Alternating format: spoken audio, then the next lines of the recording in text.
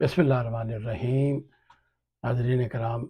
आप प्रोग्राम देख रहे हैं Urdu globe TV Canada Pakistan, और मैं हूं आपका मेज़बान तौसीफ़ सैयद। कुछ अहम ख़बरों पर आज हम गुफ्तगू करेंगे। उनमें एक तो ख़बर है कि बड़े मारूफ BBC के नुमाइंदे मार्क टेली,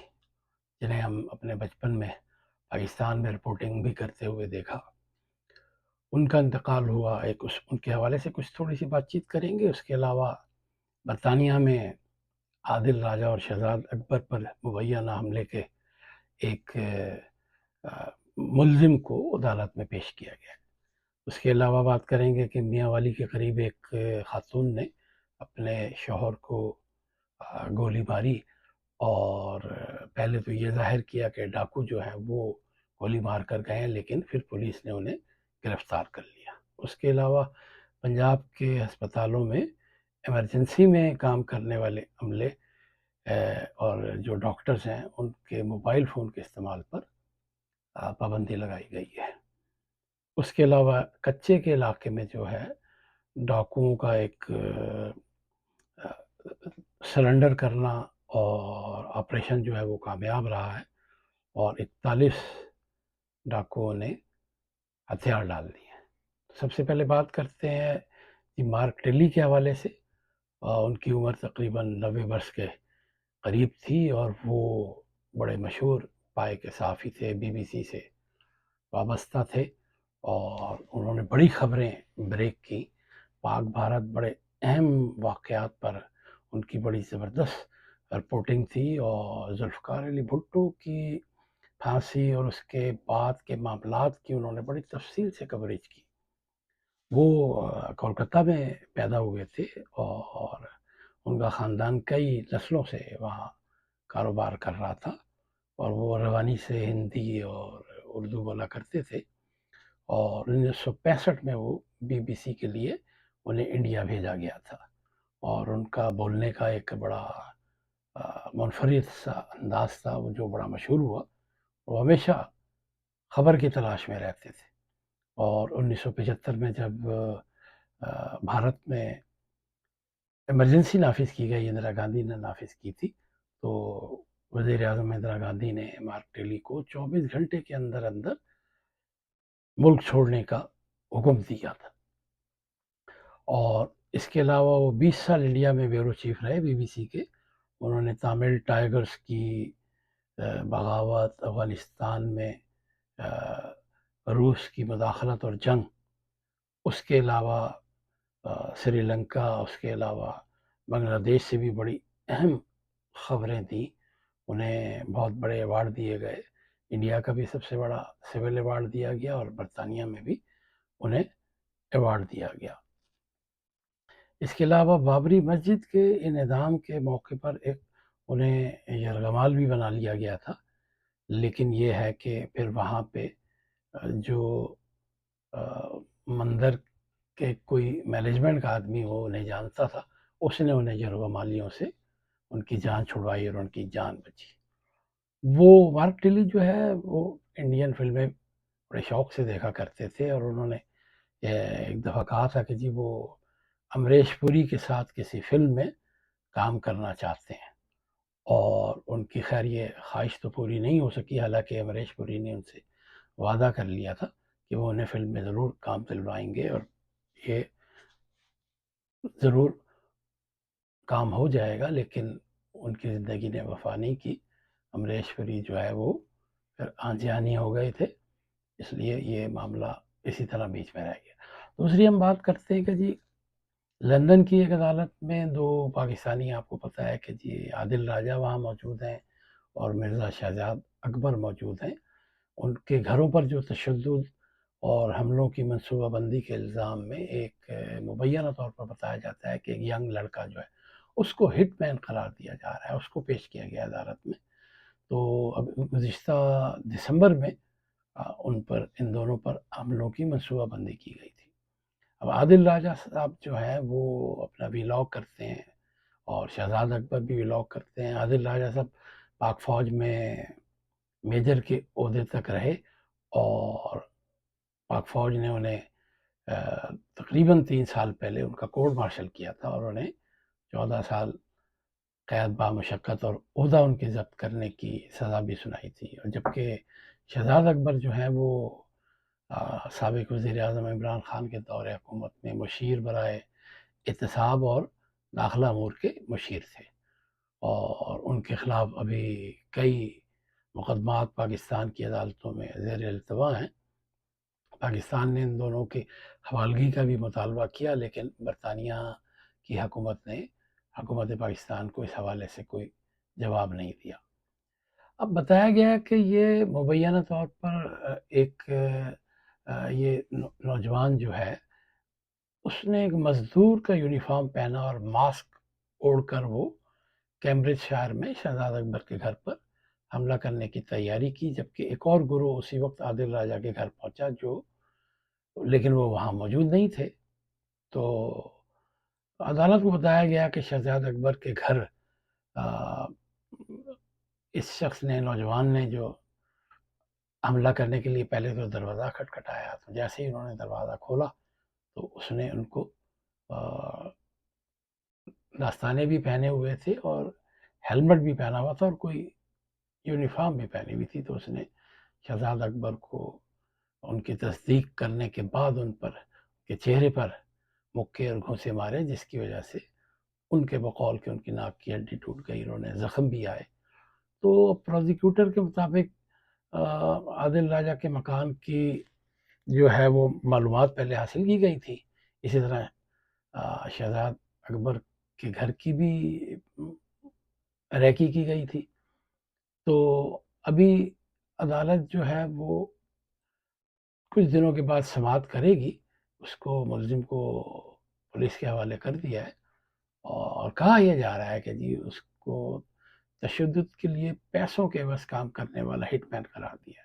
یہ ہٹ مین کون ہو سکتا ہے، پیسے کس نے دیے ہوں گے، اور اس میں کون لوگ ملوث ہے، یہ ابھی برطانیہ کی حکومت اور وہاں کا جو عدالتی نظام ہے اور جو پولیس کا ایک سسٹم ہے، وہ تفصیل ابھی نہیں سامنے آئی۔ تو کچھ عرصے کے بعد اس کا پتہ چل جائے گا، اور ابھی سے مختلف یوٹیوبرز نے اس حوالے سے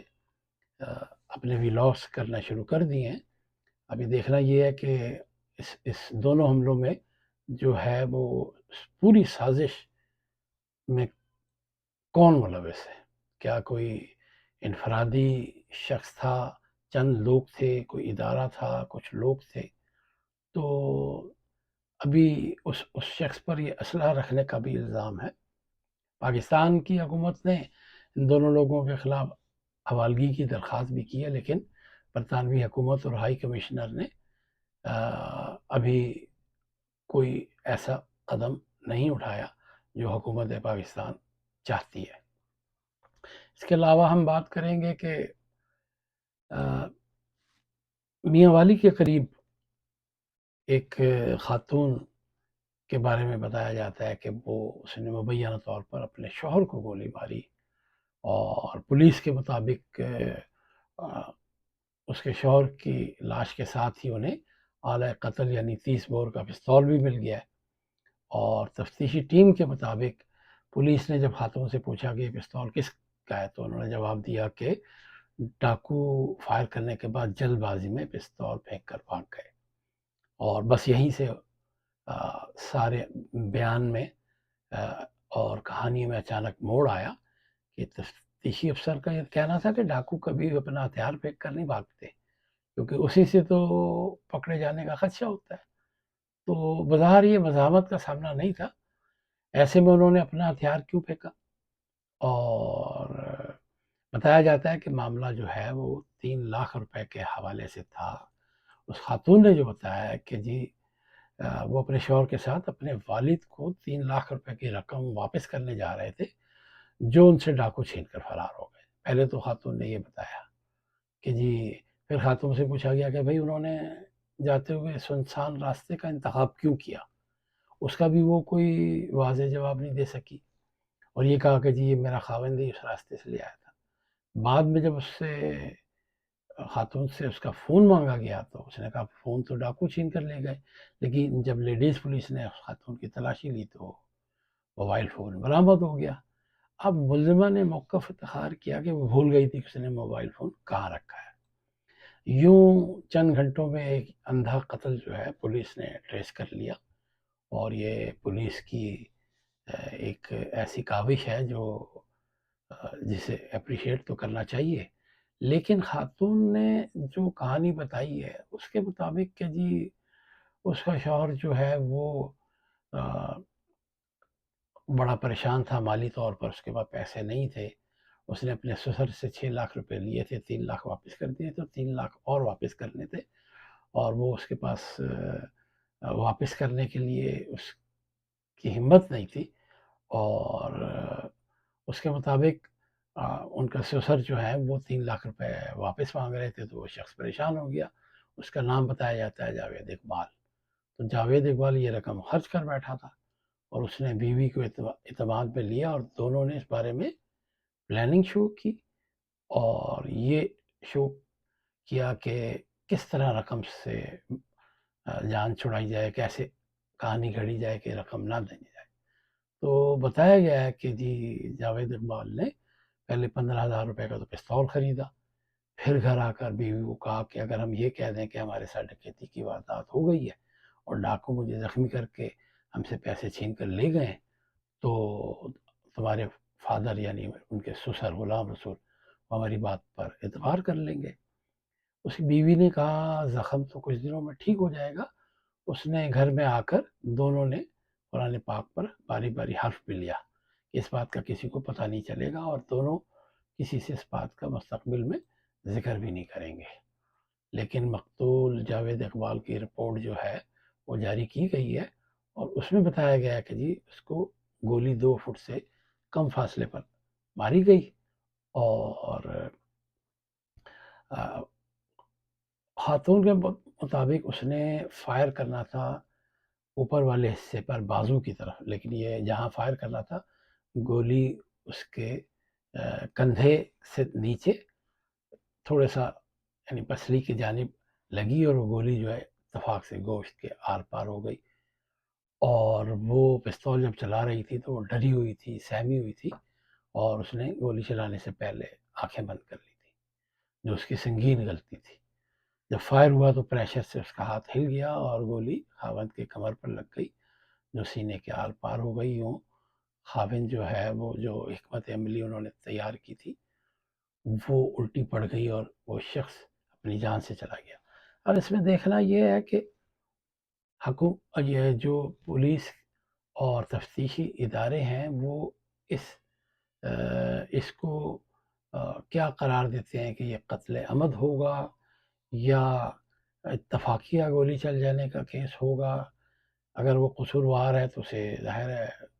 سزا ملنی چاہیے، اور اگر واقعی اس کو ڈاکوؤں نے لوٹ کر گولی ماری ہے تو ڈاکوؤں کو پکڑا جانا چاہیے۔ تو ابھی یہ مقدمہ چل رہا ہے، اور قانونی اور شرعی وارثان جو ہیں وہ ملزمہ کو معاف کرنے یا نہ کرنے کا شرعی اور قانونی حق تو رکھتے ہیں۔ اس سے اگلی ہم بات کریں گے پنجاب کے ہسپتالوں میں جو ایمرجنسی میں کام کرنے والے طبی عملہ اور ڈاکٹر ہیں، ڈاکٹرز کو موبائل فون کے استعمال کرنے پر پابندی لگا دی گئی ہے وزیر اعلیٰ مریم نواز نے۔ ایک لحاظ سے تو یہ ایک بہتر فیصلہ ہے، لیکن اس پر جو ڈاکٹرز کی ایسوسی ایشن ہے ان کا کہنا ہے کہ دنیا بھر میں ایسی کوئی مثال نہیں ملتی جہاں ایسی پابندیاں ہوں، وہاں حکومت وسائل بھی دے جو ہمارے پاس نہیں ہے۔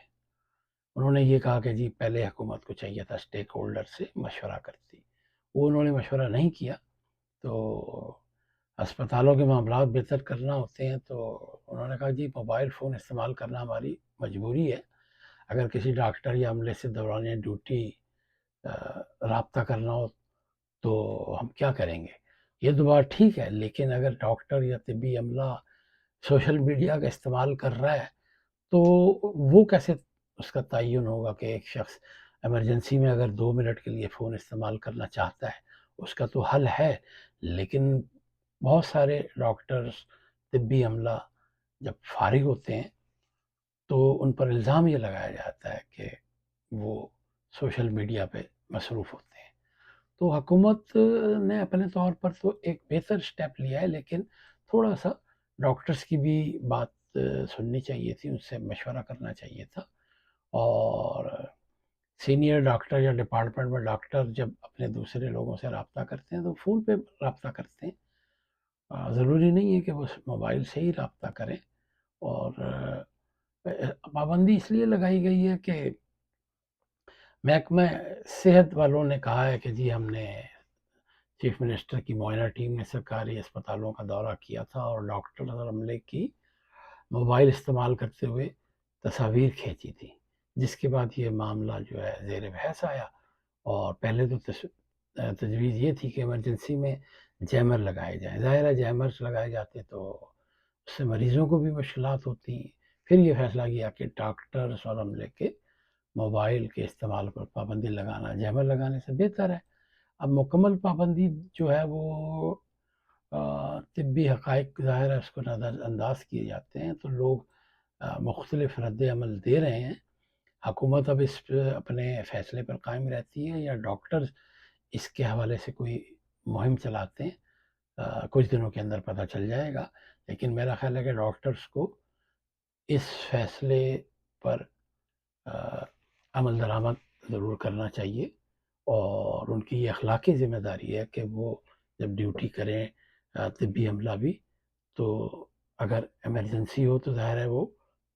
ہاسپٹل کے اندر جو فون لگے ہوئے ہیں اس کو استعمال کریں۔ گزارا ہو سکتا ہے بغیر موبائل فون استعمال کیے، تو یہ ایک خوش آئند فیصلہ ہے سی ایم کا،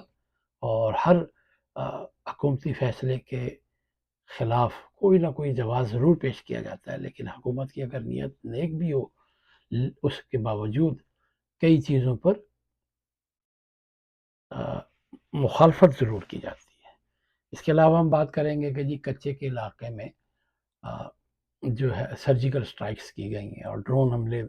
ڈاکوؤں نے جب دیکھا کہ جی اب تو جان خلاصی نہیں ہوگی اور مارے جائیں گے، تو انہوں نے پھر سرنڈر کر دیا۔ یہ کچے کے وہ ڈاکو ہیں جن کے سروں کی قیمت پنجاب حکومت نے 1 کروڑ روپے مقرر کی تھی۔ یہ افراد سندھ اور پنجاب کے کچے کے علاقوں میں خوف کی علامت سمجھے جاتے تھے، اور یہ اغوا برائے تائیوان، بتہ، قتل، رازنی اور دہشت گردی جیسی سینکڑوں وارداتوں میں ملوث تھے، اور ان کے پاس جدید اسلحہ جس میں anti aircraft guns, heavy machine guns, small machine guns, G3 guns اور کلاشنکوف جیسے ہتھیار بھی ہوتے تھے۔ اور اب اچانک وہ انہیں امن کی باتیں یاد آ گئیں، اس سے پہلے وہ ہتھیار ڈالنے کو تیار نہیں تھے۔ جب انہیں سامنے موت نظر آئی اور انہیں اندازہ ہو گیا کہ ہم بچ نہیں سکتے، انہوں نے البتہ پنجاب حکومت سے کہا ہے کہ جی ہمارے علاقوں میں اسکول اور اسپتال بنائے جائیں،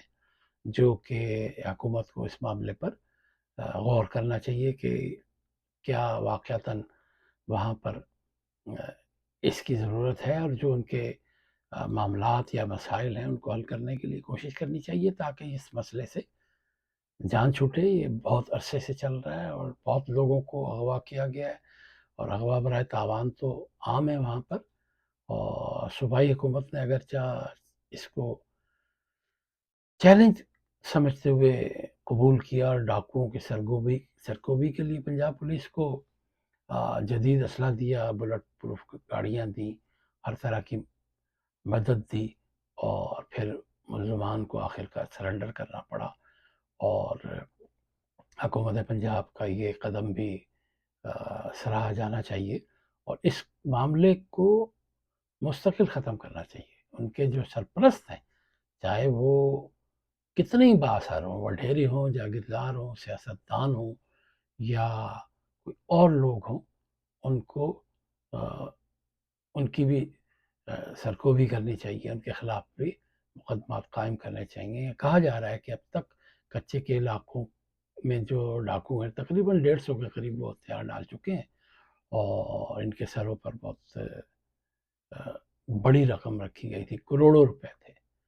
تو اب کافی عرصے سے لوگوں کا یہ بڑا کنسرن تھا کہ کچے کے علاقے میں جو آپریشن ہے وہ وقفے وقفے سے کیا جاتا ہے، تو اس کو پایہ تکمیل تک پہنچایا جائے اور قانون نافذ کرنے والے ادارے اسے بیچ میں نہ چھوڑیں۔ وہاں پہ ظاہر ہے کئی ہزار لوگ تو موجود ہیں، انہیں اسی طرح گرفتار کیا جائے اور ان کے خلاف سرجیکل اسٹرائکس کی جائیں اور ڈرون کے ذریعے ان کو یعنی بھاگنے کا موقع نہ دیا جائے، ان کا پیچھا کیا جائے اور ڈرون کی مدد سے ان کے ٹھکانوں اور بنکرز کو بھی تباہ کیا جا سکتا ہے۔ اور صرف وارننگ دے کر کچھ نہیں ہوگا، انہیں جب تک سخت ترین کارروائی نہیں ہوگی اس وقت تک یہ معاملہ حل نہیں ہوگا۔ اور ہم پنجاب کے جو آئی جی عثمان انور ہیں ان کو یہ کامیابی پر مبارکباد دیتے ہیں، اور ڈرون حملے جو ہیں اس کی نگرانی انہوں نے کی اور جس کے نتیجے میں ڈاکوؤں نے ہتھیار ڈال دیے، اور ڈی پی او جو ہیں اس علاقے کے، وہ کہہ رہے ہیں جی جو سہولت کاری کرنے والے عام و شریف لوگ ہیں وہ بھی ہماری نظر میں ہیں۔ تو کچھ عرصے کے بعد امید ہے کہ ہمیں یہ معاملہ مزید بہتر ہوتا نظر آئے گا اور حکومت کچے کے علاقوں پر مستقل قابو پا لے گی۔